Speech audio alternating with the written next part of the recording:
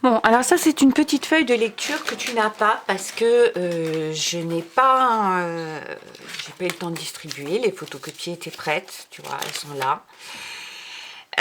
Donc tu n'as pas la feuille. Alors, soit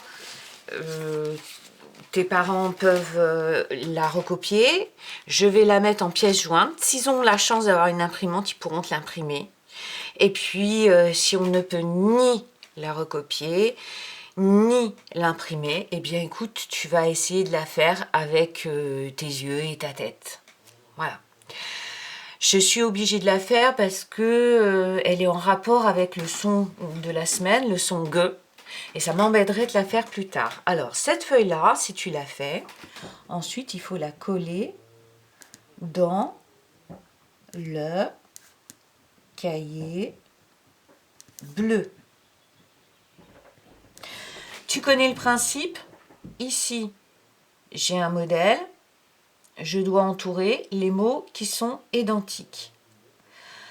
Alors, là, tout le monde n'a pas les mêmes capacités pour faire cet exercice. Certains vont regarder GUEP, G-U-E, accent circonflexe, P-E, et vont retenir tout de suite les 5 éléments, les 5 lettres qui composent ce mot. Ils vont le retenir et leur cerveau il va être capable de faire toute la ligne sans revenir au modèle. D'accord ? Certains ont un petit peu moins de mémoire, c'est comme ça, c'est comme il y a des enfants qui courent vite et des enfants qui courent moins vite. Ils vont regarder un mot, ils vont être obligés de regarder le modèle. Ils vont regarder un mot, ah, c'est pareil. Ok. Ils vont regarder un mot, ils vont regarder le modèle, ils vont faire des allers-retours.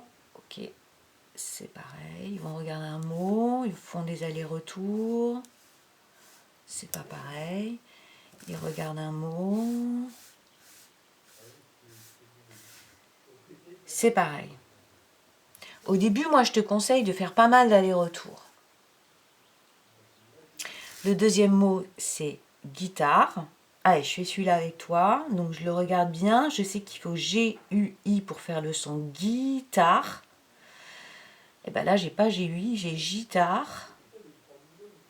Voilà. Là, je regarde celui-là, je regarde le modèle. Il manque le E à la fin, donc ça va pas. Je regarde celui-là, je regarde le modèle. Guitare. Ouais, c'est bon. Je regarde celui-là. Je regarde le modèle. Ouais, c'est bon. Ah, voilà, là, il y a un piège. C'est pas un G au début du mot, c'est un Q. Ça ressemble un peu, mais c'est pas pareil. Ça fait le mot guitare qui n'existe pas et qui n'est pas le modèle.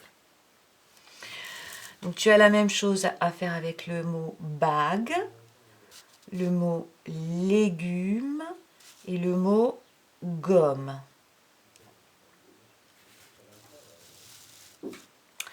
Exercice numéro 2, on est dans la discrimination visuelle, c'est-à-dire reconnaître avec les yeux la lettre G. Donc on l'entoure. Quand on la voit, on l'entoure. Et on l'entoure bien, on entoure qu'elle. Il peut y avoir des mots où il n'y a pas de G, ça tu as l'habitude. Ici, on est encore dans la discrimination visuelle de la lettre G suivie d'un U, le U dont on a eu besoin pour entendre G. Par exemple, dans guêpe, j'ai eu besoin d'un U pour faire sonner G. Donc j'entoure les deux, qui me donnent guêpe. Sinon, j'aurais entendu GEP. Sans le U, j'entends GEP. Navigue. Navigue. J'ai un GU pour entendre G. Sinon, j'aurais entendu navige. Vague. Vague. J'ai un GU pour entendre G. Gomme. J'ai bien un G, mais il sonne G tout seul. Je ne l'entoure pas. Dans cet exercice, j'entoure quand il y a GU pour faire G. Donc, le G tout seul, avec le O, je l'entoure pas. Ce sera pareil ici. Alors, attention, il y a encore un petit piège dans ce mot-là. Girafe, on n'entend pas gueux. Je dis juste ça comme ça. Ce soir, je fais une correction. Là, tu vérifieras bien la correction. Je suis désolée de ne pas avoir de photocopie. À tout à l'heure.